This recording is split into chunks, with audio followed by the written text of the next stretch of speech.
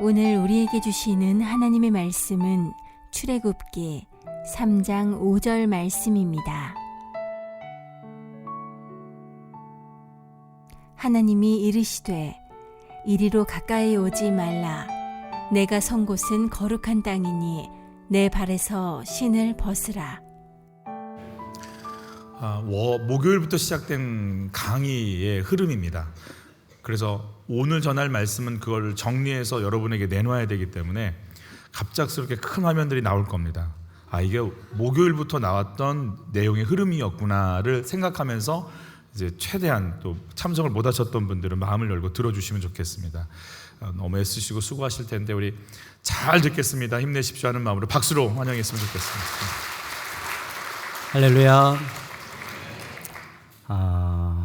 세종 한빛교회에서 같이 말씀을 나눌 수 있다는 게 하나님께는 영광이 되지만 저한테도 너무 큰 기쁨이 됩니다. 제가 여러 번 이야기했지만 저는 상하이에서 21년을 목회했는데 상하이 한인연합교회는 이제 상사 주재원들이 모이는 교회예요.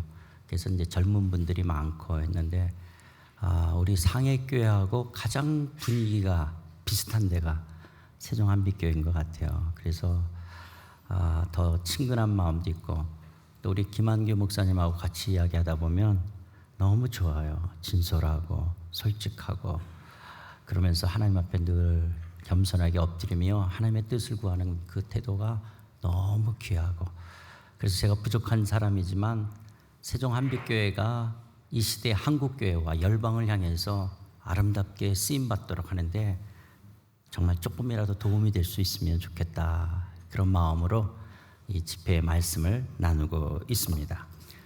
자, 우리는 목, 금, 토 계속 이야기하면서 천국과 하나님 나라는 같은 말입니까? 다른 말입니까? 같은 말이에요. 그렇죠? 천국과 하나님 나라는 같은 말이에요. 같은 내용이에요. 그래서 천국이라는 말은 무슨 말이냐? 광활한 우주 천체, 천문학자들에 의한다면 10의 23승이 넘는 이 광활한 행성들, 광활한 우주에 있는 많은 별들, 그래서 초은하들, 여전히 팽창되어져가는 이 광활한 우주 천체를 내가 만들었고 내가 다스린다, 이 말을 천국이라고 말하는 거지 거기 들어가 산다 이 말을 말하는 게 아니다 이야기 드렸죠? 이 광활한 우주 천체를 내가 만들었고 내가 다스려 내가 왕이야 이 말이 천국이라는 말이에요. 천국이라는 말. 이게 무슨 말인가 죽어서 내세론으로 아셨던 분들은 목요일서부터 진행됐던 거를 이게 녹화도 돼 있지 않나요?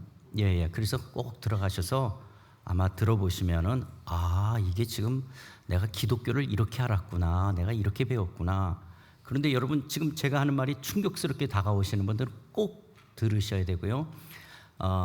아니면 그거는 제 실력을 뭐 이렇게 인정할 수 없다 그러면 헤르만 리델보스가 쓴 The Coming of the Kingdom이라는 그 책을 보시면 돼요. 그리고 한국 책도 너무 많이 말하고 있어요. 그런 책. 그래서 책 보시면 됩니다. 그래서 제가 이단이 아니고 특별한 말을 하는 게 아니라 이미 많은 도매상들이 이야기했던 말들입니다. 그런 하나님의 나라, 그런 하나님의 나라가 현재 우리 가운데 임했어요. 예수님이 이 땅에 오셔서 때가 찼고 하나님의 나라가 임하여 있다라고 말씀하셨던 것처럼 하나님 나라가 이미 우리 가운데 도래되어졌습니다. 그러나 아직 미래적 하나님 나라는 임하지 않았어요. 그것을 오스카 쿨만이라는 신학자는 D-Day와 V-Day로, 헤르만 리델보스는 아브라함의 언약의 성취와 완성으로 이야기합니다. 그 말을 쉽게 이야기한다면 현재적 하나님 나라는 3일 독립이 선언됐어요. 3일 독립이 선언됐지만 아직 8.15 광복은 오지 않은 거예요. 그래서 반드시 광복의 날이 올 것이라고 그런 믿음을 가졌던 사람들이 만주벌판과 상하이에서 임시정부를 수립하면서 그들이 살아갔던 것처럼 우리는 예수 그리스도를 내 마음의 구주와 주님으로 모셔드림으로 말미암아 내 삶이 천국, 하나님 나라는 시작되어졌어요. 그러나 예수님의 재림으로 완성될 그 나라는 아직은 아니라는 거예요. 이런 면 속에서 오늘 그리스도인들의 삶은 현재적 하나님 나라와 미래적 하나님 나라 사이에 우리가 살고 있는 거예요. 그 사이에 살고 있기 때문에 크리스찬의 삶은 어떤 삶이냐? 존재론적으로 우리는 고난일 수밖에 없어요. 예수를 믿는다는 자체가 고난인 거예요. 독립군으로 살아간다는 자체가 고난인 거예요. 아직 광복의 날이 오지 않았기 때문에. 그러나 3일 독립이 선언된 것처럼 예수 그리스도는 이 땅에 오셔서 죄 문제를 해결하시고 우리의 삶의 왕, 주가 되어주셨어요. 그 하나님이 반드시 당신의 열심으로 예수님은 재림하실 거고 미래적 하나님 나라는 완성되어질 것이라는 거예요. 그러면 크리스찬들은 이미와 아직 속에서 어떻게 살아가야 될 것인가? 어떻게 살아가야 되냐? 영적 독립군으로 살아야 되는 거예요. 우리는 영적 독립. 우리가 친일파로 살아갈 수 없는 것처럼 친한파로 살아갈 수가 없는 거예요. 죄송합니다. 친세상파로 살아갈 수가 없는 거예요. 친세상파로 살아갈 수가 없는 거예요. 그런 이미와 아직 속에 오늘 우리를 공격하는 것들이 뭐냐? 사단이 있다. 예수님이 재림하셔서 무저갱의 사단을 잡아놓을 때까지 사단이 우는 사자처럼 우리를 공격해와요. 그런데 그 사단의 특성은 거짓의 압이라는 거예요. 예수가 메시아인데 사단은 우리를 어떻게 속여요? 아니야, 돈이 메시아야, 과학이 메시아야, 이데올로기가 메시아라고 오늘 우리를 속이는 거예요. 여기에 속으면 안 되는 거예요.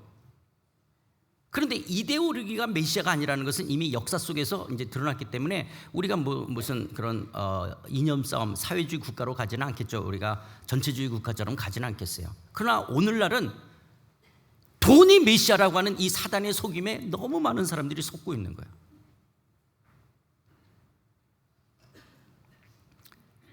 뿐만 아니라 또 어떤 속임이 있어요? 넌 크리스찬들과 같이 살아야 된다라고 하는, 넌 크리스찬들과 같이 살다 보니까 우리는 하나님이 왕인데 예수가 없는 사람, 하나님이 없는 사람은 돈이 하나님이라고, 그래서 돈에 사로잡혀 있게 되어지죠. 그리고 그리스도인들은 이미와 아직 동안 아직도 우리는 이 육신을 지녀야 돼요. 근데 단순히 육신의 연약함으로 병만 걸리는 것이 아니라 죄에 길들여지는 것들이 우리 가운데 있어서 우리의 신앙생활에 걸림돌이 있다 하면서 어저께 그런 우리를 위해서 주어진 것이 바로 교회라는 공동체를 주셨다. 여기까지 이야기를 들으면서 자, 이제 오늘부터는 이 교회를 이야기해야 되는데, 이런 이미와 아직을 살고 있는 오늘 그리스도인들이 직면하는 게 조금 전에 말했던 것처럼 거짓의 아비가 이렇게 뿔 달리고 드라큘라처럼 이렇게 해서 피 흘리면서 우리에게 다가오는 것이 아니라 사단은 광명의 천사로 가정할 수 있는 것처럼 오늘날 어떤 사상을 통해서 우리의 신앙을 흔들어 놓는 거예요. 포스트 모더니즘이, 과학주의가 사단은 아니라 사단은 포스트 모더니즘을 이용해서 오늘 우리의 신앙을 흔드는 것이죠. 포스트 모더니즘, 여러분들 잘 아시겠지만 절대적 진리라고 여겼던 것 속에 퀘스천, 그래서 어떤 절대성이 아닌 다양성으로 가는 게 이 포스트 모더니즘입니다. 그래서 포스트 모더니즘이 우리에게 가져다준 유익은 어떤 경계와 벽이 무너지고 새로운 열림과 기회의 시대를 우리가 21세기 살아간다. 이건 큰 축복일 수 있어요. 그런데 이 포스트 모더니즘을 사단이 사용할 때 어떻게 오게 되냐? 절대성을 퀘스천 마크를 붙이고 다 상대성을 만들어 버리니까 왜 하나님만 참된 신이냐? 다른 것도 신이야. 다 신 중에 그 중에 하나님도 신일 수 있어. n분의 1로 가는 것처럼 왜 예수님의 십자가의 죽음과 부활로만 구원이 있다고 말이야. 그래, 예수님의 십자가를 통해 구원도 있을 수 있어. 그러나 다른 데 구원도 있다라는 거예요. 내가 곧 길이요 진리요 생명이 나로 말미암지 않고는 그런 절대성을 고집하려고 하지 말라는 거야. 상대성. 왜 성경만 진리냐? 그래, 성경도 진리 중에 하나야. 그러나 다른 데도 진리 있다. 그런데 기독교는 하나님만이 참신이고 예수 그리스도의 십자가의 죽으심으로만 구원이 있고 성경만이 진리인 거예요. 정말 그 하나님이 시퍼렇게 살아계신다면 이건 진리이기 때문에 우린 타협할 수 없는데, 이 포스트 모더니즘은 여기에다가 퀘스천을 붙여서 다양성으로 가자는 거예요. 그래서 어떻게 하냐? 그래, 너 교회 다닌다, 너 예수 믿는다, 내가 너 비난하지 않을게. 너도 내 종교를 존중해 달라는 거예요. 얼마나 합리적인 말이에요. 여기에 젊은 애들이 빵빵 넘어 떨어지는 거예요. 나는 절대적으로 교회를 배웠는데 밖에 나가면 딱 어떻게 나와요? 그래, 너 교회 다니는 거 내가 비난 안 할게. 너도 내 종교를 존중해. 그래서 종교 어떤 대화를 하고 종교가 화목하게 같이 지내자라는 거예요. 얼마나 합리적이고 멋있게 보입니까? 근데 기독교는 그럴 수가 없다는 거예요. 왜냐? 하나님만이 참신이기 때문에, 성경만이 진리이기 때문에, 오직 예수 그리스도의 십자가의 죽으심으로만 구원이 있기 때문에 그렇다는 거예요. 그런데 사단은 끊임없이 이 포스트 모더니즘으로 왜 기독교는 그렇게 독선적이고 배타적이냐, 왜 너만 옳다라고 하냐 라고 이야기하는 거예요. 그런데 기독교인 우리 속이 좁아서가 아니라 정말 하나님만이 참신이기 때문에 우리는 이 절대성을 양보할 수가 없는 거예요. 여러분, 우리는 절대로 동성애자들을 차별해서는 안 됩니다. 동성애자들을 무슨 혐오한다든지, 동성애자들을 무슨 괴물처럼 보는, 절대 그래서는 안 되죠. 그들도 우리처럼 하나님의 형상으로 창조되어진 사람들이에요. 그분들도 사랑을 받아야 돼요. 왜 동성애자들을 차별해요? 절대로 동성애자를 차별하면 안 되죠. 그들도 존엄성을 갖고 있는 하나님의 형상으로 창조된 인간이기 때문에 동성애자들을 혐오한다든지, 동성애자들을 별난 사람처럼 바라본다든지, 마귀처럼 바라본다든지 절대 그래서는 안 되는 거예요. 그런데 문제는 뭐냐? 성경은 남자와 여자만 창조했다라고 하는 것이 절대성이에요. 그런데 이 포스트 모더니즘은 왜 남자와 여자만을 창조했냐라는 거예요. 작게는 16가지 성, 젠더가 있을 수 있고 크게는 72개의 젠더가 있다라는 거예요. 이거는 성경의 진리의 절대성을 무너뜨리는 다양성, 그래서 성적 취향의 다양성을 인정하자라는 거예요. 왜 내가 남자인데 꼭 여자하고만 결혼해야 되냐? 남성에 대한 취향을 가질 수도 있고 여성이 여성에 대한 취향을 가질 수 있다라는 거예요. 이런 다양성들을 인정하자라는 거예요. 근데 우리는, 기독교는 그렇게 할 수가 없는 거예요. 우리는 동성애자들을 존중해요. 그들의 인격을, 그들의 삶을 우리는 비판하거나 차별하지 않아요. 그러나 성경은 남자와 여자에 의해 이루어지는 성행위를 죄라고 이야기하기 때문에 죄라고 말해야 되는데, 요번 어떤 포괄적 차별법이 있다면, 우리가 개별적 차별법은 기독교도 이거는 찬성하죠. 우리가 장애인이라든지 노인이라든지 다른 성을 차별하면 안 돼요. 근데 이 포괄적 차별법에서는 뭐냐? 그런 성의 취향을 가진 사람을 죄라고 말하면 그게 법으로 걸리는 거예요. 그래서 교회에서 죄라고 말하면 이게 법에 걸리게 돼요. 그래서 교회가 이건 우리가 동의할 수 없다라는 거예요. 동성애자들을 우리가 혐오한다든지 그 사람 인격을, 그들의 어떤 존엄성을 차별하는 게 아니라, 그런 성경, 남자 여자 외에 이루어지는 성의 어떤 부분은 성경은 죄라고 하는 이 절대성을 이야기하는데, 그걸 절대성을 말하지 말라는 거예요. 다양성으로 가자라는 거예요. 그래서 우리 기독교는 그럴 수가 없는 거예요. 왜냐? 성경은 남자와 여자만을 창조하셨기 때문에 그런 거예요. 이게 오늘날 기독교를 공격하는 이 포스트 모더니즘인 거거든요. 이런 부분 속에서. 그래서 여러분, 동성애 자체가 지금 문제가 아니라 이게 지금 커다란 다른 문제도 마찬가지예요. 이 포스트 모더니즘이 전부 상대화시키겠다라고 하는 거예요. 그래서 포스트 모더니즘에 유익한 점이 있지만 우리의 기독교를 공격해오는 이런 부분들 속에서 우리가 정신 차려야 되는 부분이 있는 거예요. 기독교는 절대로 과학을 배타적으로 여기지 않죠.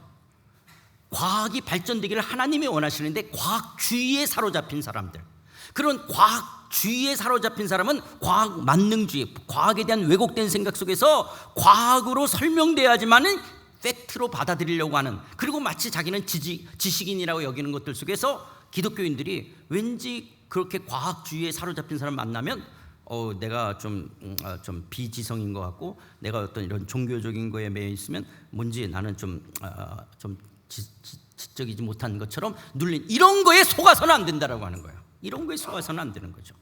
또 우리는 이 세상에 하나님이 없기 때문에 저들은 끊임없는 이 맘모니즘, 돈이 전부예요. 왜 갑질을 합니까? 왜 갑질이요? 돈이 힘이기 때문에. 우리는 실용주의 자체가 잘못된 건 아니지만, 잘못된 이 프라그마티즘, 이 실용주의가 결국 돈만 있으면 보다 나은 삶을 살 수 있다는 거예요. 그래서 인간을 목적으로 대하지 않고 인간을 수단으로 대하기 때문에 나는 회사의 한 부속품처럼 여겨지는 인간 상실, 인간 소유를 여김을 받게 되어지는 거죠. 그래서 그렇게 회사에서 일 잘하는 사람이 어느 날 없어지는 거예요. 나중에 보면 자살하고. 왜냐? 나라는 존재를 찾기가 어려워지는 이런 잘못된 실용주의가 판을 치기 때문에 결국 돈 이런 맘모니즘, 여기에 기독교인들도 맘모니즘의 가치 속에서 자기는 하나님의 사랑을 못 받았대요. 하나님은 나를 안 사랑하는데. 왜? 하나님이 나를 안 사랑하기 때문에 우리 집은 경제적으로 어렵고, 그래서 나는 좋은 학교를 못 나왔고, 또 나는 이용렬처럼 생겼고, 나는 이렇게 키가 작고, 전부 이런 생각으로 인해서 자기는 하나님의 사랑을 못 받았다라고 그렇게 생각하는 거예요. 이용렬 이야기인데 왜 웃으세요? 네. 많은 분들이 그럼 이번 집회에 참석하신 분들이네. 웃는 거 보니까. 이용렬 씨 잘생겼어요. 네, 제가 이용렬 닮아서 그랬다는 게 아니라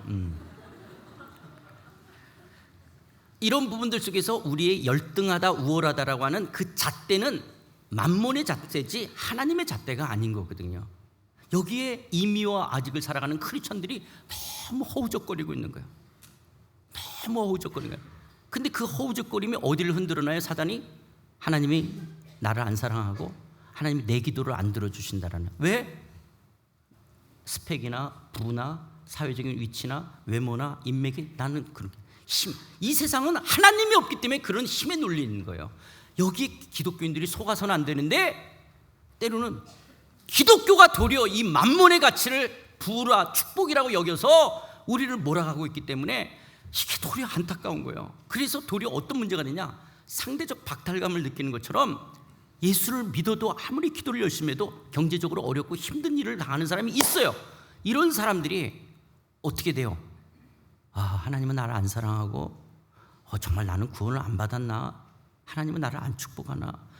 그래, 내가 죄를 너무 많이 져서 살아서 그러나? 아니야, 내가 더 기도가 부족해서 그런가 봐. 그래서 더 이런 잘못된 그 생각들 속에 사로잡혀서 그냥 기도를 해야 되는 것이 마치 고행하듯이, 그리고 내가 더 기도를 안 했기 때문에 이런다라는, 정말 여러분, 지성이면 감천이다. 우리는 하나님을 감동시키는 사람이 아니에요. 우리는 하나님을 감동시킬 수가 없어요. 그런데 하나님이 우리를 찾아오시는 게, 이걸 기독교는 은혜라고 말하는 거예요. 우리는 기독교는 지성이면 감천인 것처럼 하나님을 감동시키는 사람이 아니에요. 내가 착한 일을 많이 하고 교회 봉사를 많이 하고 기도 열심히 해서 하나님을 감동시켜서 복을 받는 그런 어떤 샤머니즘이 아니에요. 기독교는요, 나는 하나님 앞에서, 제가 말을 험하게요, 쌍놈 쌍시옷 이은 니은, 그런데 나를 찾아오신 이 하나님의 그 은혜의 사랑을 감격하고 찬양하는 게 기독교지, 내 열심으로 하나님을 좌우하는 게 아니라고 하는 거예요. 그런데도 오늘 이런 이 만몬의 가치 속에서 우리는 자꾸 내가 기도를 더 많이 해서 하나님, 여러분, 알라딘 램프에 나오는 마왕도 한 번만 문지르면 나와서 주인님 뭐가 도와줄까 그러는 거예요. 하나님이 그 마음만도 못 해가지고 그러는 거예요. 그래서 기도를 열심히 해야지, 그래 기영아 내가 뭘 도와줄까, 이런 하나님이 아닌 거예요. 이런 종교화되어지고 잘못된, 그래서 기독교가 하나님을 이렇게 왜곡시키고 하나님을 메이크업시킨 걸 벗겨내서 하나님을 하나님 되도록 해야 되는 거예요. 너무나 이 세속화되었다는 게 뭐냐, 이 만모니즘 속에, 이 잘못된 왜곡된 실용주의 속에서 교회가 하나님을 잘못된 메이크업으로 시켜놓은 거예요. 그래서 제가 흥분하는 거예요. 하나님 때문에. 기독교는 그런 게 아니기 때문에. 그리고 우리가 육체를 갖고 있는 것 속에 우리는 옛 성품이 그리스도와 함께 죽었는데도 이미와 아직을 살아가는 동안은 옛 성품들이 자꾸 웅크렁웅크 일어나는 거예요. 우리가 그리스도와 함께 십자가에 못 박아 죽었음에도 불구하고 우리는 새 성품으로 살아가야 되고 성령을 따라 살아야 되는데, 자꾸 옛 성품이 주인 노릇하려고 그러고 지가 왕 노릇하려고 그러고 자기 중심으로 살아가려는 거예요. 이 싸움이 already not yet, 이미와 아직, 현재적 하나님 나라와 미래적 하나님 나라 속에 2024년을 살아가는 우리의 삶 속에 있는 거예요.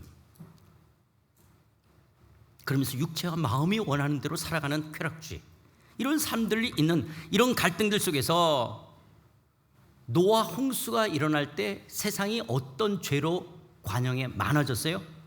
하나님의 아들들은 여전히 하나님을 찬양하고 경배해야 되는, 그래서 아벨이 죽은 다음에 셋, 에노스 이렇게 이어지는 하나님의 사람들은 하나님을 예배해야 되는데, 가인의 문화를 바라보니까 가인의 문화는 목축업이 시작되어지고 수금과 통소를 치는 예술이 있고, 그리고 청동기 철기 문명이 시작되어지면서 그들이 부해지는 거예요. 그러니까 하나님의 사람들이, 하나님의 아들딸들이, 세상의 아들딸들이 부러운 거예요. 가인의 문화가 부러운 거예요. 그래서 단순히 결혼했다는 시집장가 같다는 것이 아니라 하나님의 아들, 딸들이 정체성을 상실해버리는 거예요.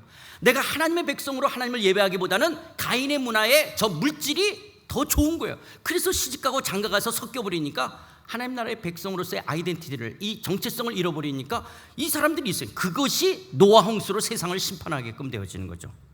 왜 이스라엘 사람들이 가나안 땅에 들어가서 왜 심판을 받아요?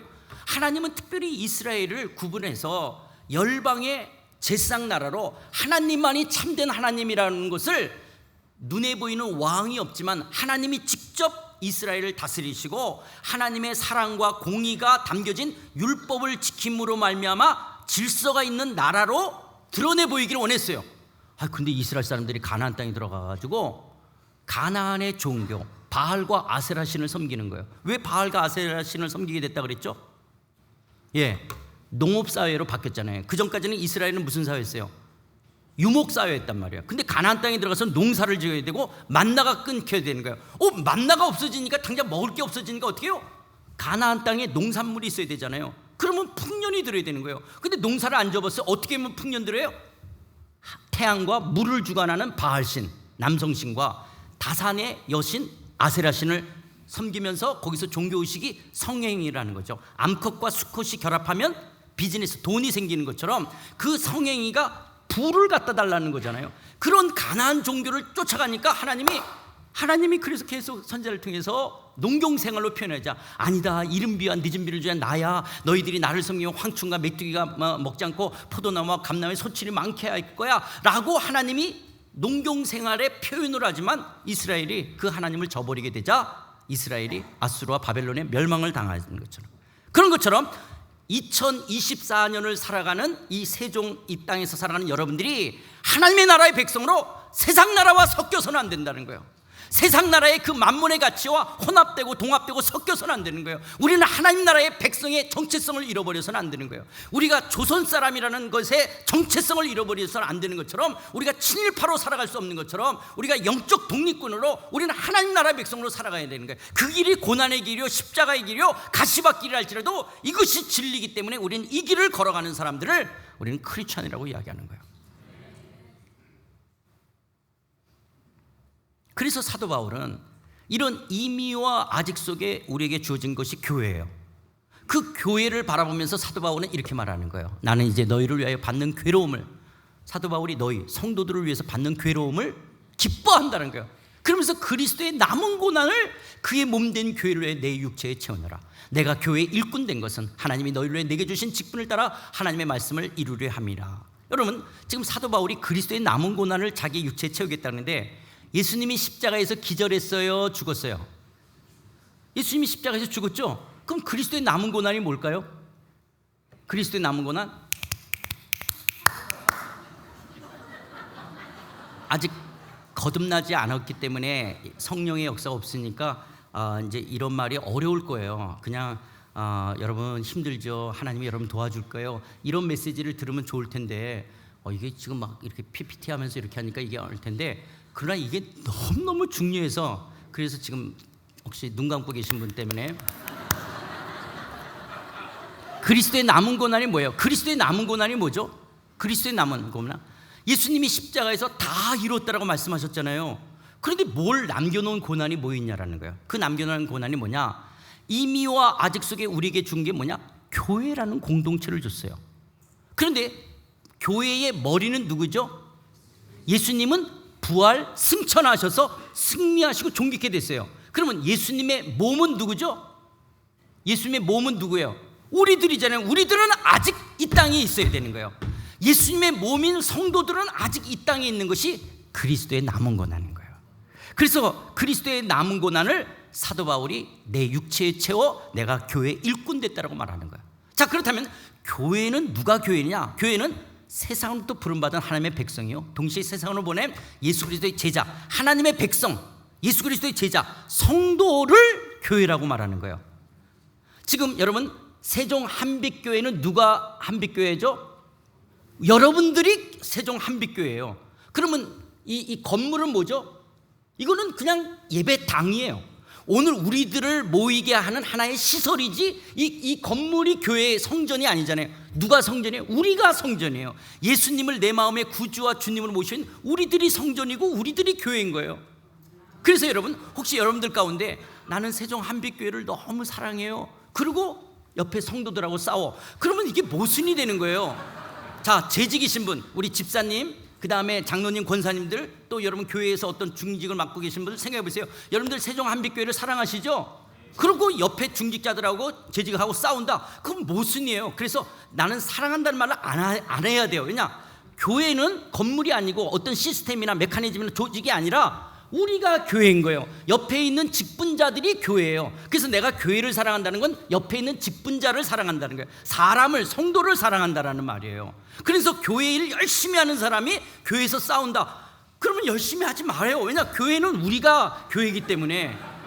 그러니까 이게 모순이에요. 이게 그러니까 교회를 자꾸 제도나 어떤 건물이나 우리의 사람들이 모이는 어떤 것으로 자꾸 생각해서 그런 거예요. 그게 아니라 우리가 교회인 거예요. 우리가. 자, 여러분, 주일날 우리가 여기 지금 세종 한빛교회라고 여기 모였어요. 그러나 여러분들이 지금 어디냐?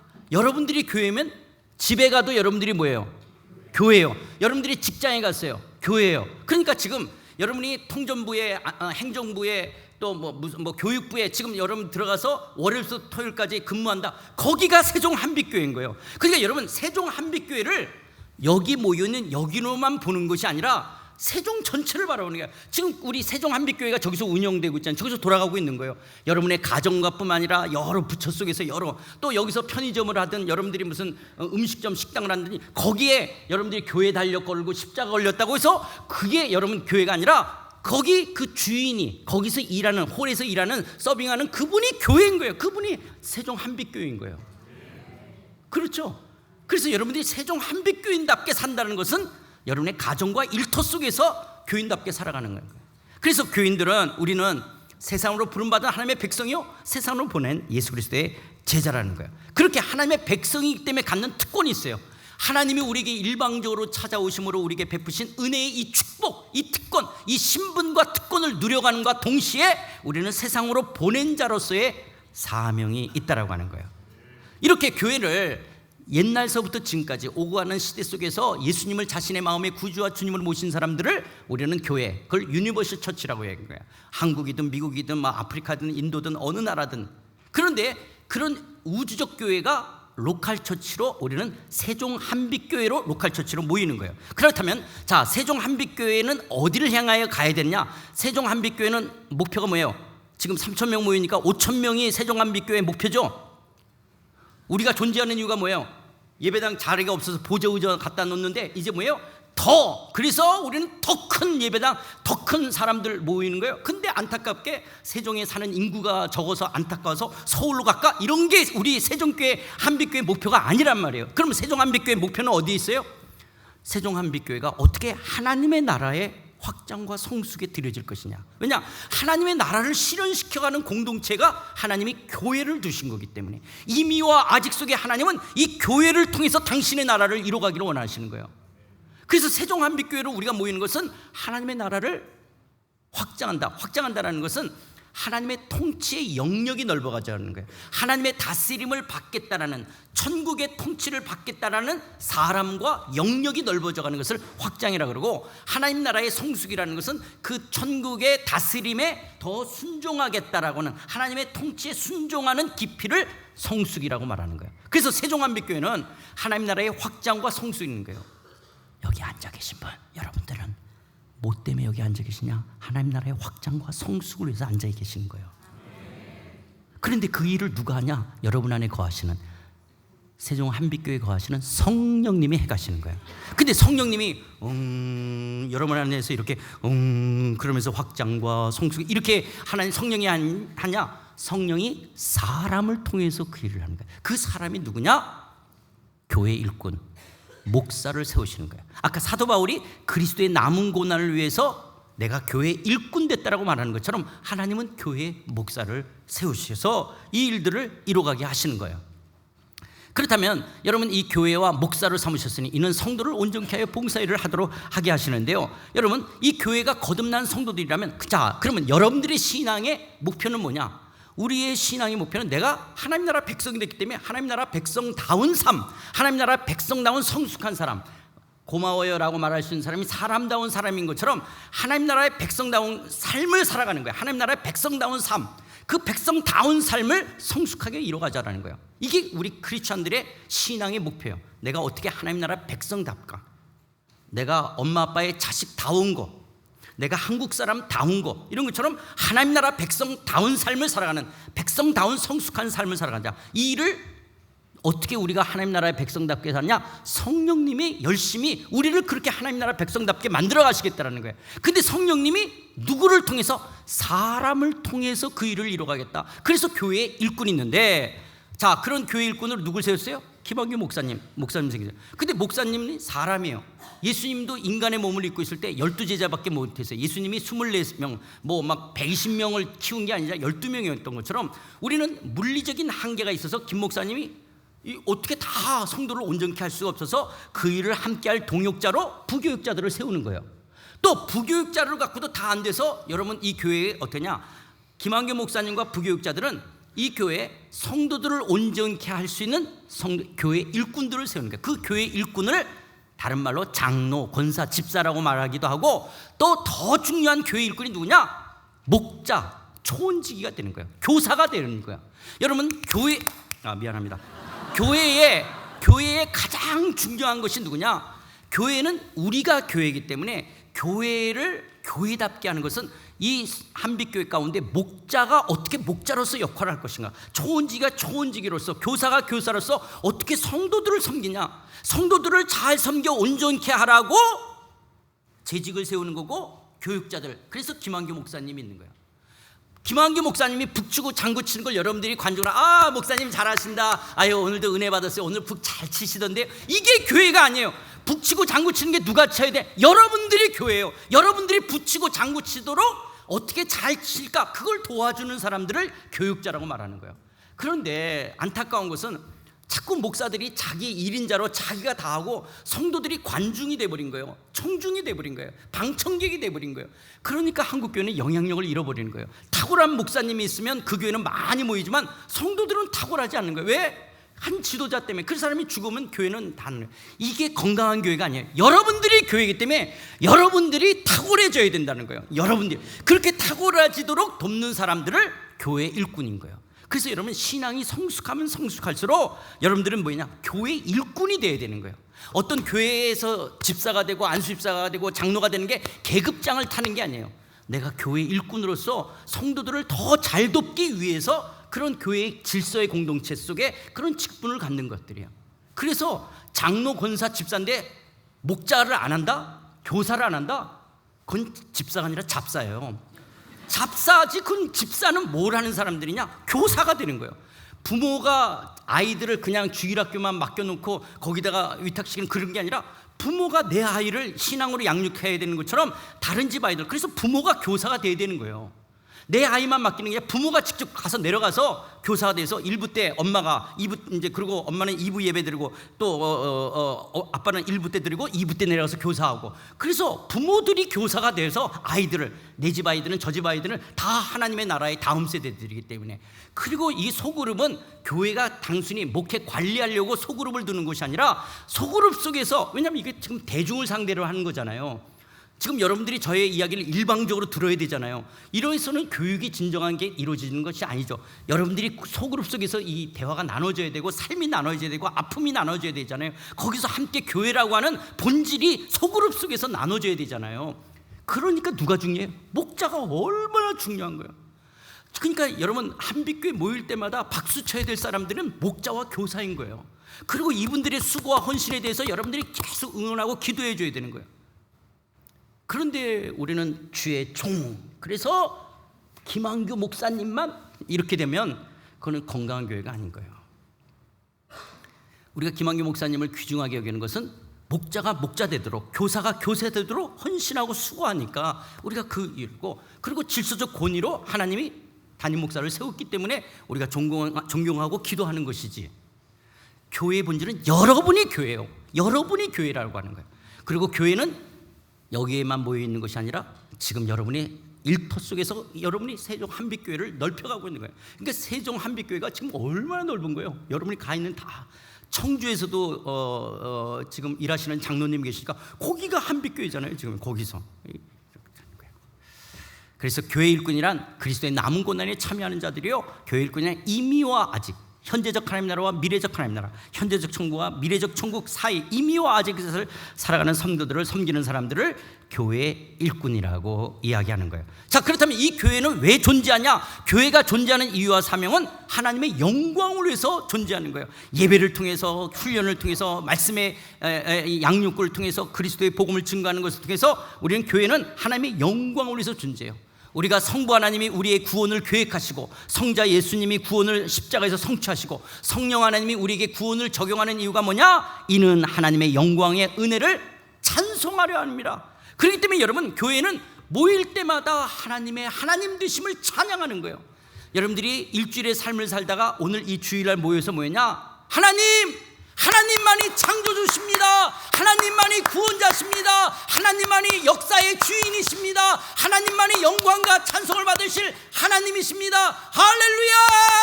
이걸 주일 예배라고 그러는 거예요. 예배는 여러분들이 이렇게 방청객처럼 앉아 있어서, 그리고 목사님이 설교를 잘해야 되는 이게 아니라 여러분들이 예배자예요. 예배자라는 게 뭐냐? 하나님은 영광과 찬송을 받게 합당하신 나의 하나님이십니다.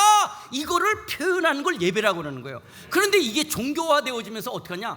성도들은 이렇게 목사님 내가 방해는 안 할 테니까 앞에서 좀 잘해보셔서 찬송가도 내게 은혜가 되고, 기도도 내게 은혜 되고, 설교도 내가 은혜 되고, 축도도 나에가 은혜 되고, 그래서 일주일 동안 교통사고도 안 나고 멸탈하고 무탈하게 건강하게 지내줄 수 있도록 날 좀 해달라. 그건 종교의 종교, 그냥 종교가 되어버리는 거예요. 기독교는 하나님이 시퍼렇게 살아계신, 우리는 종교라는 카테고리에 들어가지만 기독교는 종교가 아닌 거예요. 하나님이 정말 살아계시기에 이 예배를 통해서 하나님만이 영광과 찬송을 받기에 합당하신 하나님이십니다. 창조주십니다. 구원자십니다. 역사의 주십니다. 이거를 노래하는.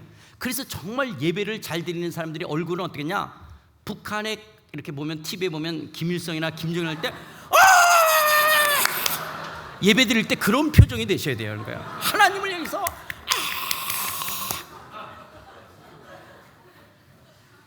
그러면서 그 가운데 하나님의 하나님 되심을 높일 때 임하시는 하나님의 임재와 영광을 경험하는 거예요. 그 하나님의 임재와 영광. 그래서 여러분, 예배가 은혜가 있다는 건 뭐냐? 그 하나님의 임재와 영광이 있는 거예요.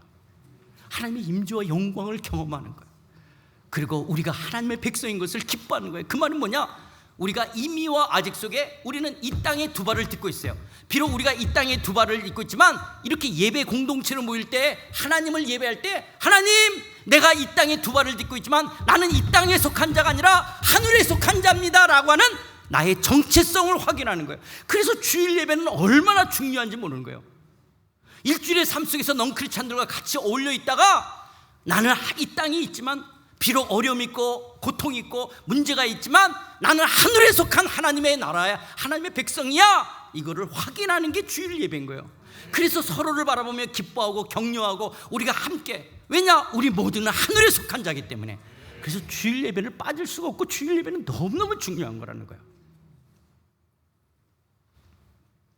또 교회는 하나님의 영광으로 존재할 때 왜 훈련이 필요하게 되어졌어요? 아까 말했던 것처럼 오늘도 이런 세상이, 이런 사상으로, 이런 것으로 우리를 그리스도인답지 못하게 살아가도록, 하나님 나라 백성답게 살지 못하도록 공격해 오는 거예요. 그렇기 때문에 끊임없이 우리의 정체성을 잃어버리도록 하려고 하는 이런 것 속에 우리는 하나님의 말씀으로 온전해지지 않으면 견고하게 설 수가 없어요. 여러분, 한국에서 제일 큰 이단이 어디라고요? 하나님의 교회가 제일 큰 이단이에요. 하나님의 교회는 기도할 때 어떻게 해요? 안산홍의 이름으로 기도해요. 그런데 한국에서 제일 큰 교회예요. 제일 큰 이단이고 신천지 얼마나 커요. 그런데 그 사람들이 어디서 왔냐? 교회 다니던 기성교인들이 이단한테 빠지는 거예요. 왜 그러냐? 일주일 내내 성경 한 번 안 받고, 교회에서 성경 훈련 안 받고, 그냥 큰 교회, 대형 교회 가면 1부 예배에서도 5부 예배, 6부 예배 있어. 그게 주일날 있어. 그런데 설교는 두려워하지 말라, 하나님이 함께 하신다, 놀라지 말라. 물론 그것이 우리의 삶에 필요하지만 그런 것만 있고, 내가 신앙으로 하나님이 어떤 분이신지, 성경은 뭘 말하는지, 나는 어떻게 사는지 배우지 못하는데 이단들이 와서 자기 논리로 딱 하니까 넘어가는 거예요. 여러분, 교회에서 말씀의 양육을 안 받는다, 그러면 너무 영적인 베이비입니다. 예수 믿은 지 20-30년 됐는데도 내가 영적 베이비예요. 너무 어린애로 있는 거예요. 왜? 말씀의 양육과 훈련을 받아본 적이 없기 때문에 그러는 거예요. 그런데 왜 하나님이 목사를 교회에 세우셨냐? 이는 성도를 온전케 하여 봉사일을 하게 하는 거예요. 그런데 여러분, 목사는 그래서 무슨 일을 하는 거예요? 여러분을 온전케 하고 여러분들을 미니스트리, 사역을 하도록 하는 거예요. 목자, 교사가 되도록 하는 거예요. 이 봉사라는 게 그냥 이렇게 단순한 서빙이 아니라 지금 이 원문에 보면 이 봉사가 미니스트리, 사역을 하도록 하는 거예요. 교사가 되고 목자가 되도록 하는 거예요. 성도를 온전케 해서 목자가 되도록, 교사가 되도록 해서 그리스도의 몸을 세우는 거예요. 그런데 뭘 갖고 온전케 하느냐? 여러분, 성경의 역할이 뭡니까? 성경이라는 것은, 성경은 교훈과 책망과 바르게 함과 의로교육 교육이니, 이는 성경의 기능과 역할이 뭐냐? 이는 하나님의 사람으로 온전케 하여. 아까 목사도 뭐예요? 온전케 하고, 성경도 온전케 하여. 저쪽은 봉사일, 미니스트리를 한다. 여기는 선한 일을 행할 능력, 선한 일, 미니스트리, 사역을 행할 능력을 갖춰. 이게 성경이에요. 그렇기 때문에 목사는 성경을 갖고 성도들을 온전케 하는 일을 하는 거예요. 그래서 사역을 하도록 돕는 거. 그 사도 바울도 뭐라고 말하냐? 그리스도의 일꾼이 됐다라고 말씀하면서 내가 그를, 예수를 전파하여 각 사람을 권하고 각 사람을 가르쳐서 각 사람을 그리스도 안에서 완전한 자로 세우니 이를 위하여 나도 내 속에서 능력으로 역사하시는 역사를 따라 힘을 다하여 수고한다라고 이야기를 하고 있는 거예요. 그래서 교회 일꾼은 누구냐? 각 사람을 그리스도 안에서 완전한 자로 세워가는 자들을 우리는 교회의 일꾼이라는 거예요. 그래서 말씀의 양육과 훈련은 너무너무 중요하다는 거예요. 말씀의 양육과 훈련을 안 받고 있는 분, 어떤 교회 말씀의 양육과 훈련의 프로그램에 안 들어와 계신 분들, 그냥 여러분들은 그냥 영적 베이비예요. 이걸 모르면. 근데 여러분, 운전을 배우기 위해서도 운전 교습소 가서 이걸 해야 되고, 피아노들 배우기 위해서 바이엘 체르니를 해야 되는데 어떻게 영적 하나님 나라 백성으로 아무 교육을 안 받고 어떻게 되겠어요? 여러분, 왜 우리가 이렇게 결혼하면 아픔을 경험하게 되죠? 아빠가 되는 걸 언제 어디서 교육받았어요? 엄마가 되는 걸 우리가 언제 교육받았어요? 남편이 되는 걸 교육받았어요? 아내가 되는 걸 교육 안 받고 몸만 커서 결혼하니까 이게 완전히 금성에서 오고 이게 뭐 달나라에서 온 사람들이니까 안 싸우는 게 비정상이죠. 다 싸울 수밖에 없죠. 이걸 이해가 할 수가 없는 거잖아요. 그런 교육을 어디서 받았어요? 우리가 그냥 그런 것만 교육받았지 그런 걸 안 받았으니까 당연한 것처럼 기독교인으로서 어떻게 살아야 되는지, 성경은 뭘 말하는지를 배워본 적이 없는데 어떻게 몸만 컸다라고 해서 그 교회를 오래 다녔다고 해서 그 사람을 성숙한 신자라고 말하겠어요? 도리어 교회에 성숙한 신자는 뭐하냐? 교회 와서 일을 많이 하냐. 여러분, 기독교는 비잉이 먼저예요. 두잉이 아니에요. 일을 먼저 하는 게 아니에요. 내가 누군지를 알게 될 때 그 누군지가 아님이 나로 하여금 두잉을 하도록 만드는 거예요. 그냥 일만 열심히 하면 나중에 그 사람은 뭐냐? 목사님이 나를 안 알아줘? 저 사람이 나를 저러게? 그래서 싸움거리가 되는 거예요. 도리어 교회에서 제일 목소리 큰 사람이 누구예요? 제일 일 열심히 하는 사람이에요. 왜냐? 종교적 의의가 있잖아요. 나는 부엌에서 허리가 부러지도록 일을 해. 근데 이 젊은 것들은 와서 뭐 싱거워? 뭐 짜게 됐다고? 이것들이 정말 이게 교회의 문제가 그런 거잖아요. 내가 주차장에서 오가는 매연가스를 마시면서 수고했는데 장로들은 맨 앞에 와가지고 예배만 드려? 나는 교회 온 지 얼마 안 됐다라고? 나 신앙, 이게 날 무시해? 여러분, 주차장 봉사는 처음 교회 오신 분이나 아직 신앙이 어리신 분은 하시면 안 돼요. 장로님, 안수집사님들, 그래서 오늘 밤 죽어도 난 천국 갈 확신은 그분들 나가서 하셔야 되고, 그런 확신이 없는 분들이 와 여 앞에 앉아야 되는 거예요. 그렇잖아요. 이게 거꾸로 돼 있잖아요. 여러분, 어떤 데 이렇게 하면 교회에서 봉사할 사람들이 전부 성가대가 앉아 있어. 교사할 사람이 없는데 다 성가대가 앉아 있어. 왜 그냥 봉사해야 될 제일 일꾼들이 다 거기 앉아서, 그리고 그 섬김, 물론 그 찬양도 귀한 섬김의 한계지만 어떤 면에서 목자가 되고 교사가 되어야 된다고요. 그 섬김이 더 중요하다면 때로는 성가대 없이 그분들이 교회에서 활동을 하고, 그리고 나가서 그 성가대 쓰는 것보다 주차장 봉사하시고.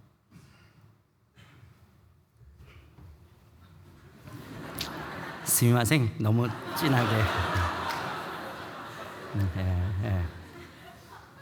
교회의 존재 이유는 또 하나는 증거예요. 증거라는 것은 우리는 세상으로 보냄받은 제자, 사명이 있어요. 그래서 교회는 존재론적으로 교회는 선교입니다. 여러분, 교회의 DNA는 예수가 부활했어요 라고 말하는 사람들을 우리는 크리스찬이라고 말하는 거예요. 예수가 부활했음을 선포하지 않는 사람은 거듭난 사람이 아니에요. 예수님은 살아계십니다. 그 사람의, 그 예수님은 살아계세요, 부활해요, 이걸 선교라고 말하는 거예요. 그래서 그 예수님은 지금도 살아계십니다 라고 말하는 사람을 통해서 하나님은 하나님의 나라를 실현시켜가는 거예요. 그래서 교회는 하나님 나라를 실현시켜가는 교회예요. 그래서 교회는 존재론적으로 교회는 선교인 거예요. 예배도 선교고 훈련도 선교고 교회는 존재론적으로 선교인 거예요. 왜 예배가 선교죠? 여러분들이 이 시간 여기 왔을 때 동네에 교회 안 다니는 사람은 어유 김 선생님 어디 가세요? 교회가 저 사람들은 일요일 날 왜 저기를 가지? 저 사람들은 예수가 오늘도 살아계시대. 그거를 알리는 거예요. 그래서 예배가 존재론적으로 선교인 거예요. 우리는 하나님은 살아계십니다 이게 예배잖아요. 그래서 우리는 존재론적으로 선교고 훈련도 선교고 전부 다 교회의 움직임이 처음부터 끝까지가 다 선교예요. 예수가 부활하셨습니다. 그렇다면 교회는 누가 교회라고 그랬죠? 우리가 교회이기 때문에 미셔널 처치, 교회가 선교적 교회가 된다는 것은 여러분이 미셔널 라이프, 선교적 삶을 살아갈 때 교회를 미셔널 처치라고 말하는 거예요. 미셔널 처치, 선교적 교회는 여러분들이 미셔널 라이프, 선교적 삶을 살지 않으면 선교라는 프로젝트를 하는 거예요. 일을 하는 거예요. 그래서 선교비도 보내고 선교지에 여러 가지 할 수 있어요. 그건 일이지 여러분이 미셔널 라이프, 선교적 삶을 사는 건 아니에요. 물론 그냥 헌금을 낸다, 기도한다, 그건 부분적으로 미셔널 라이프의 한 부분이기도 하지만 내 삶 자체가 미셔널 라이프예요. 내가 내 크리스찬으로서 내 존재 자체가 선교적 삶을 살아야 된다는 거예요. 자, 그 선교적 삶을 산다라는 것이 그러면 다 우리가 어디로 가요? 선교지로 들어간다는 것이 아니라 이런 이 선교 명령을 우리가 받았고 예수님께서도 그러잖아요.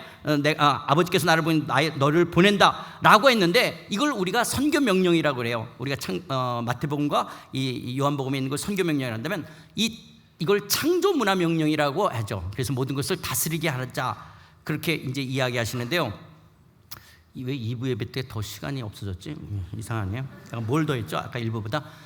그래서 우리는 이 창조 문화 명령을 할 때 우리는 하나님의 영광을 위해 살아가는 것이 나다워지는 것이고, 그리고 우리는 이 성부, 성자, 성령이 삼일체가 사회성을 갖고 있으면서 하나가 된 것처럼 교회도 우리가 학교에서는 우리가 사회적 동물이라는 말을 하는데 하나님은 우리를 존재론적으로 공동체로 우리를 다루십니다. 우리를 더불어 살아가도록 만드신 거예요. 그런데 이 세상의 만몬의 가치 속에서 우리가 개인주의가 되고 이기주의가 되는데 성경은 너는 나다, 내 이웃을 그래서 내 몸처럼 사랑하라고 말씀하시면서 우리를 하나님이 대리 통치자로 삼는 것을 창조 문화명령이라는 거예요. 하나님은 하늘에 새를 만드셨어요. 우리는 새를 보고 비행기, 로켓을 만들고, 하나님은 눈을 만드셨는데 인간은 눈을 보고 렌즈를 만들어내고, 하나님은 우리에게 어떤 몸짓을 줬는데 우리는 몸짓을 보고 스포츠, 춤을 만들어내는 이런 것을 창조 문화명령이죠. 그래서 하나님이 우리에게 이성과 과학을 통해서 이렇게 하나님의 명령이 인간의 사명으로서 역할을 하도록 만드시는 것들이죠. 그런데 그것을 갖고 군림하는 것이 아니라 사랑으로 섬기도록 하는 거예요. 그러면 우리는 이 창조 문화 명령을 받은 자로서 우리는 직업을 갖고 여러 영역에 들어갑니다. 그 직업이 정치, 경제, 문화, 예술, 교육, 과학, 언론, 미디어, 스포츠 모든 영역에 들어가서 내 직업은 단순히 생계수단, 먹고 살고 입신양면, 성공하고 출세하기 위해서 내가 직업하고 노동 갖는 거기에 머무는 것이 아니라 내 이 직업군에 들어가서 하나님을 하나님 되도록 거기서 내가 선교적 삶을 살아가는 거예요. 그것을 뭐라고 말하냐? 창조 문화 명령과 선교 명령이 통합되어져서 나타나는 거예요. 통합되어져서 나타나는 거예요. 그래서 창조 문화 명령과 이 선교 명령이 통합된다는 말이 무슨 말이냐면 내 노동과 내 일터에서 어떻게 예수 그리스도가 부활하셨다라고 증거할 것인가. 이게 별개로 나눠지는 것이 아니라 함께 통합되어지는 거예요. 여러분, 오늘 우리가 읽었던 본문 속에서 내가 선 것은 거룩한 땅이 내 발에 신을 뱉으라고 하나님께서 모세에게 찾아와서 말씀하실 때, 모세는 미디안 광야는 모세의 일터 현장이었어요. 양치기로서 미디안 광야가 눈에 훤해요. 그런데 떨기나무 밑에서 불이 붙는 거예요. 그거 이상하다, 꺼지지 않고. 그 가서 보니까 네가 선 것은 거룩하니 신발을 벗으라는 거예요. 모세가 쓴 흙이, 영토가 거룩한 것이 아니라 하나님의 통치, 임재가 임하자 거기를 거룩한 땅이라고 말씀하시는 것처럼 여러분들이 집에 가서, 여러분이 직장에 가도 하나님의 통치 아래 있다면 거기가 뭐예요? 거룩한 땅인 거예요. 거기가 거룩한 땅인 거예요. 내가 하나님의 통치와 다스림이 있기 때문에 거기가 있는 거예요. 이 예배당 안에만 있는 것이 아니라 여러분의 가정과 일터에 있는 거예요. 그래서 우리가 둘째 날, 우리가 금요일 날 이거 얼마나 제가 목청이 터지도록 이야기한 것이죠. 지난날 우리가 천국으로 배워서 죽어서 가는 내세론으로 잘못 배웠기 때문에, 이런 잘못된 성속의 개념으로 있기 때문에 우리가 하나님 나라로 배워야 된다는 이유가 그거였던 거예요. 우리가 구별된다라고 하는 것은, 거룩은 구별됐다는 것은 하나님의 통치, 천국의 통치를 받느냐 안 받느냐가 거룩이냐 불순종을 이야기하는 것이지 직분이나 장소를 말하는 것이 아니에요. 그래서 우리는 자꾸 7분의 1만은 생각하고 10분의 1만은 생각하는데 그렇지 않다라고 하는 거예요. 우리가 7분의 1로 주일날 예배 드리는 건 뭐냐? 7분의 7이 다 하나님의 통치에 있기 때문에 월요일부터 토요일을 하나님의 통치와 다스림 속에 살아가겠다라고 오늘 주일날 모이는 거예요. 그래서 여러분이 교회로서 7분의 6에서 교회 역할을 하는 거예요. 11조를 내는 것은 10개가 다 하나님의 거라고 11조를 내는 거예요. 그래서 10분의 9를 낼 때 정신을 차려야 돼요. 이게 하나님의 거기 때문에. 여기서 어떻게 내냐? 그래서 10개가 다 하나님의 통치 아래에 있어야 되는 신앙과 삶이 통합되어서 나타나는 거예요. 그런데 이런 교육을 우리가 그동안 잘 못 배웠기 때문에 우리의 신앙에 문제가 있었던 거예요.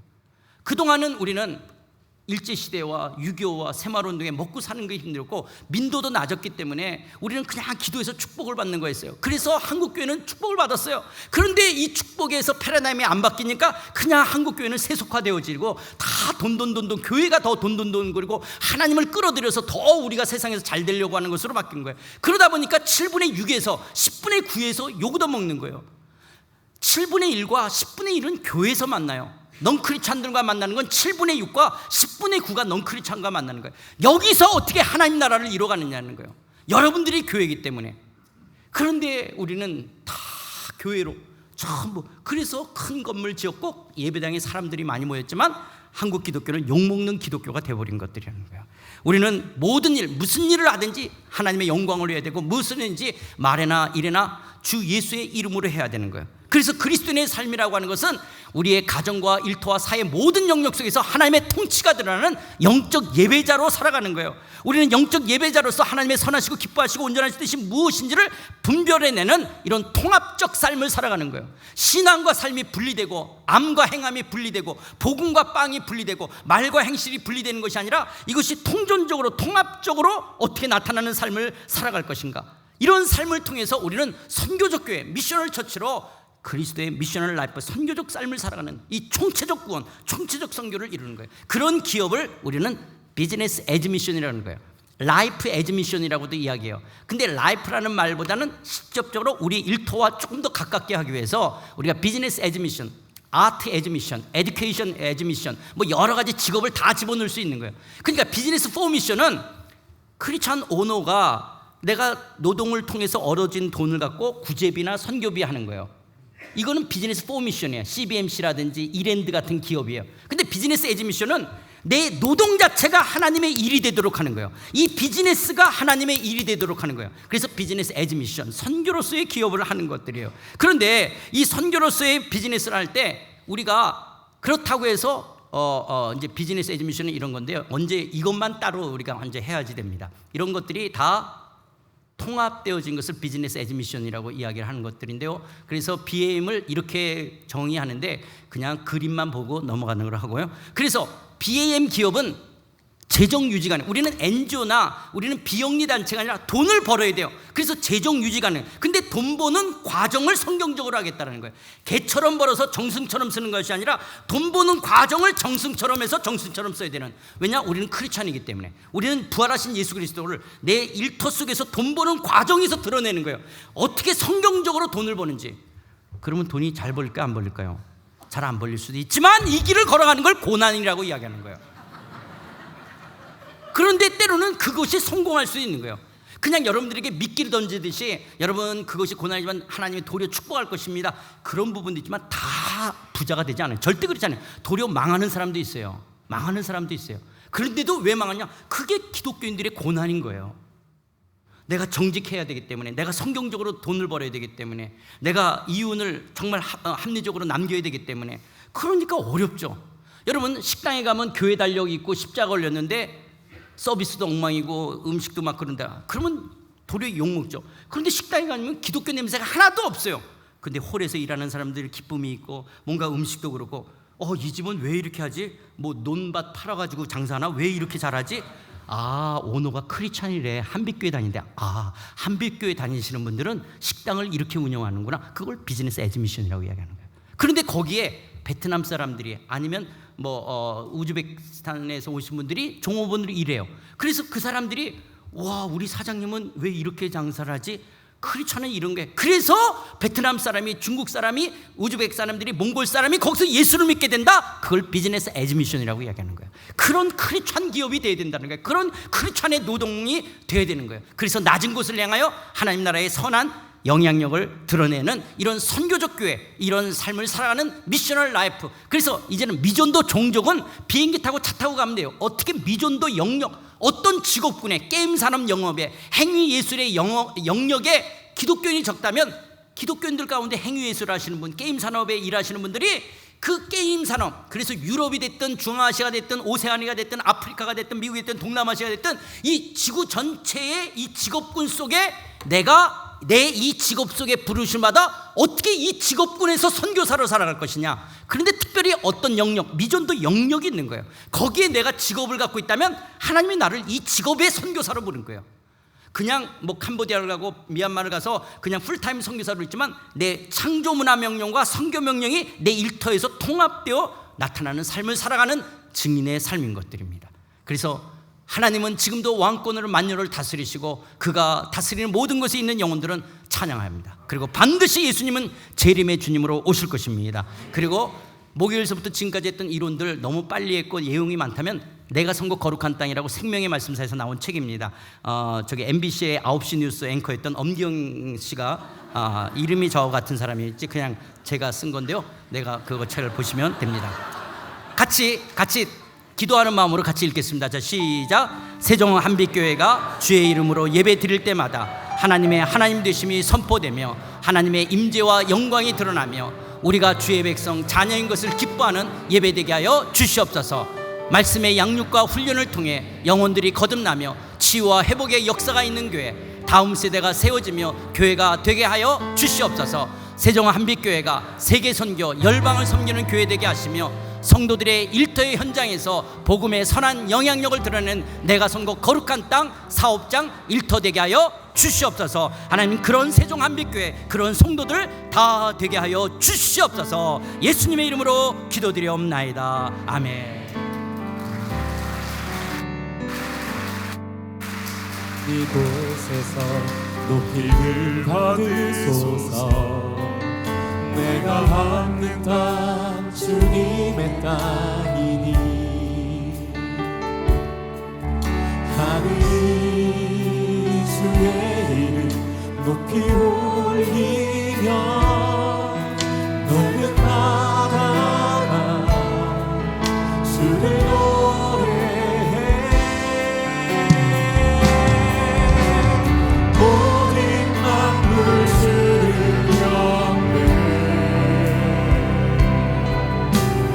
모든 입술 주를 찬양해. 천지를 왕 되신 만물의 통치자 높임을 받으소서. 내 평생에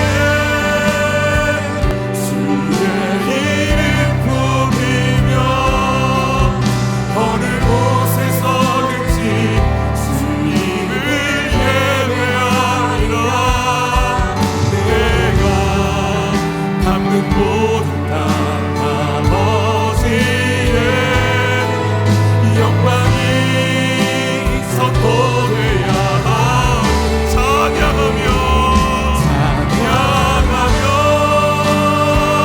주님을 예배할 때 하늘 가득 한 주의 영광 보리라.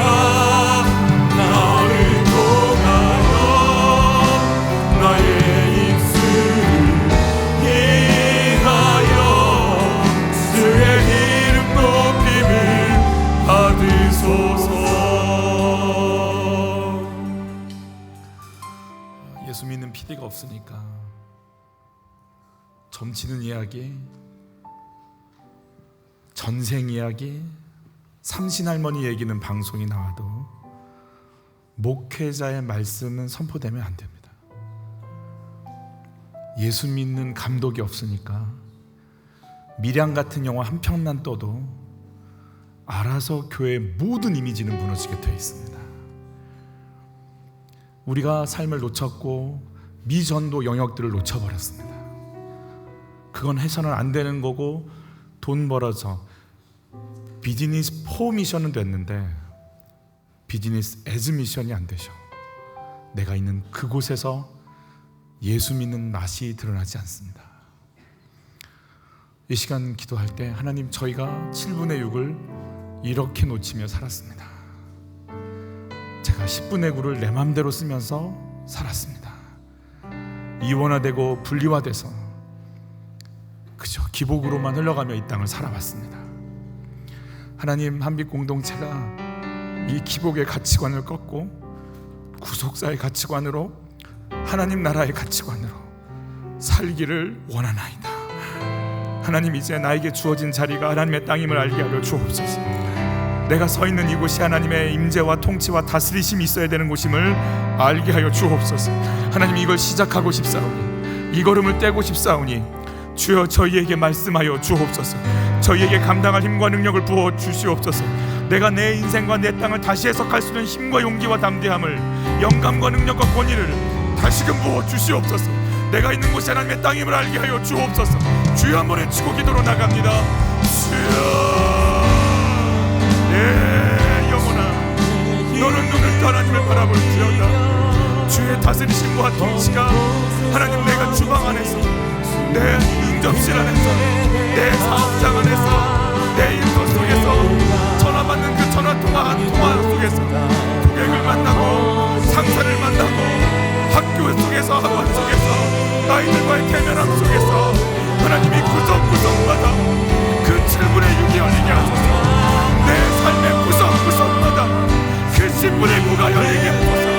이게 처음부터 당신의 것이었음을 다시금 인정하게 하여 주옵시고, 나의 몸, 나의 시간, 나의 모든 관계가 하나님이 열어놓으신 것임을 인정할 수 있도록, 하나님, 내가 그곳에서 내 남은 문안을 채울 수 있는 그 거룩함의 길을 달리심을 얻게 하여 주옵소서. 주여, 우리가 방향을 정하며 하나님의 나라를 이 땅 가운데 가시는 그 영광을 보기 원하고, 우리가 그 영광 속에 살아가기를 원합니다. 진리의 성령이여, 우리를 만지소서.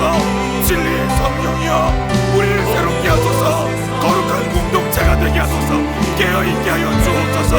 그 현장이 하나님의 현장임을, 내 모든 남겨진 삶의 육체가 삶의 예배임을 눈뜨게 하여 주옵소서. 우리가 그걸 보기 원하오니 몸과 마음과 영혼을 열어주시옵소서. 찬양하며 주님을 예배할 때 하늘 가득한 주 하나님, 대한민국의 전 영역 가운데 교육과 안보와 일터와 경제와 하나님 구석구석 복지와 안보 속에 하나님 행정부처 안에 그 구석구석마다 하나님의 나라가 임하게 하여 주옵소서. 내 몸뚱아리 하나 편하려고, 내 배 하나 채우려고 으쓱대며 그 자리에 앉고 싶어서 내가 하나님을 이용했나이다. 진이의 램프처럼 당신을 사용했나이다. 우리가 하나님께 사용되어야 되는 인생임에도 불구하고 내가 주인이 누구인지 알아보지 못하며 하나님을 이용하려고 이렇게 예배드리는 바리새인이 되었나이다. 하나님, 선 그어 놓았던 그 선을 걷어내고 7분의 6으로 들어가게 하여 주옵소서. 내 거라고 움켜쥐면서 이건 내 맘대로라고 여겼던 10분의 9 위에 하나님이 만지시는 영광과 역사를 맛보게 하여 주옵소서.